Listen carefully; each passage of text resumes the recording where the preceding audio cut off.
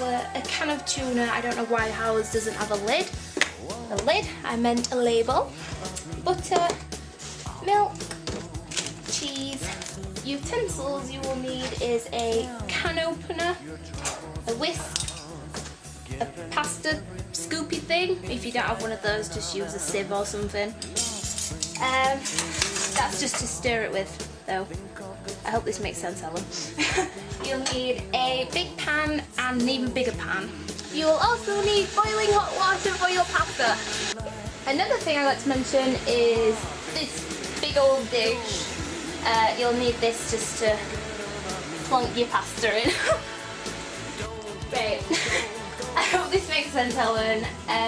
Right, first we're going to put this big pan on whatever hob you put it on. Put it on the highest gas you can get it on, the highest burner, and then you put your water in. You need to put quite a lot in. The reason I boiled it before is because it boils quicker in the pan, which you probably already knew. You put that on to boil, and then you put a little bit of salt in alongside just to flavour it. Look at me sounding all fancy. See, look, it's boiling quicker. Magic. Anyway, mix your salt in a little bit and just let it boil up for a little bit. Right, as you can see, it's boiling up quite a bit, so I'm just going to shove all our pasta in. I'm just going to put all of ours in because we've like hardly got any left. So, oh my gosh. Ah! It's all stuck in the bottom. I don't think it really matters how much pasta you use because even if you've got a lot left over, you can save it for like 2 days after and have it for dinner and stuff. Especially if you're in uni, you can take it with you, so that's quite good.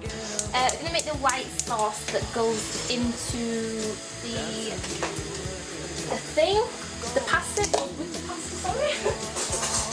You need a couple of spoons of butter, big spoons.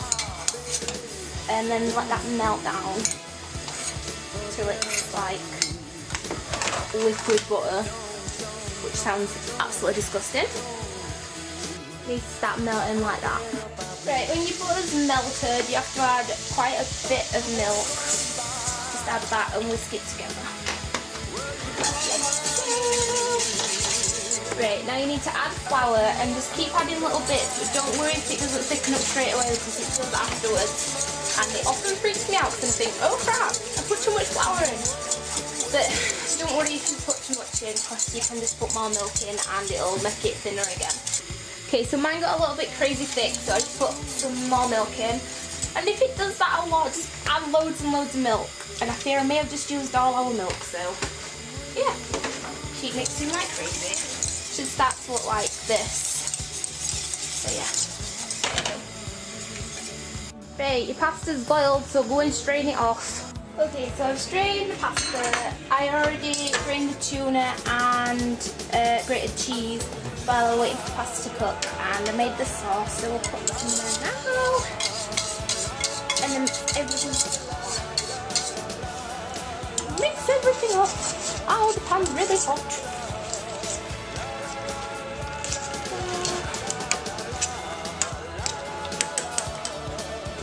Now add your cheese. You can add more on top too, just depends on how much you actually like. It's easy to buy grated cheese and just throw that in, but I didn't have any.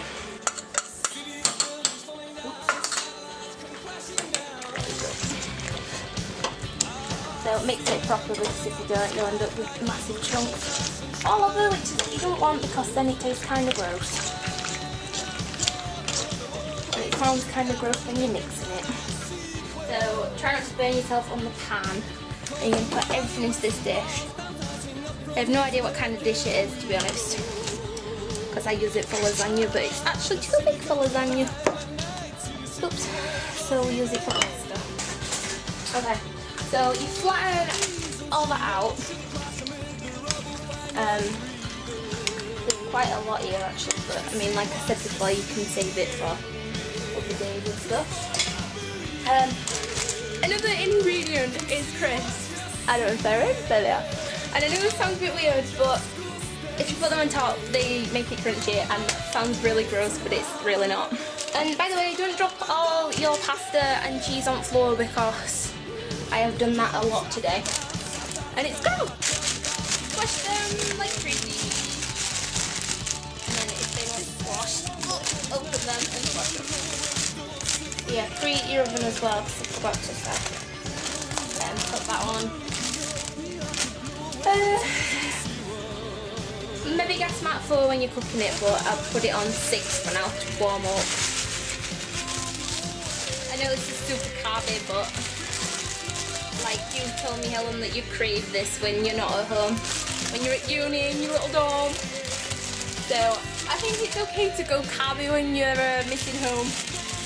That's it. Now you cook it for, Chuff knows how long, because I don't actually know. So just cook it for however long you fancy, because everything's already cooked. It's basically just browning it off. So yeah, cook it for as long as you like, and I hope you enjoy it. I love you to bits, Helen, and I'm very proud of you for being at uni, and I hope you enjoyed it.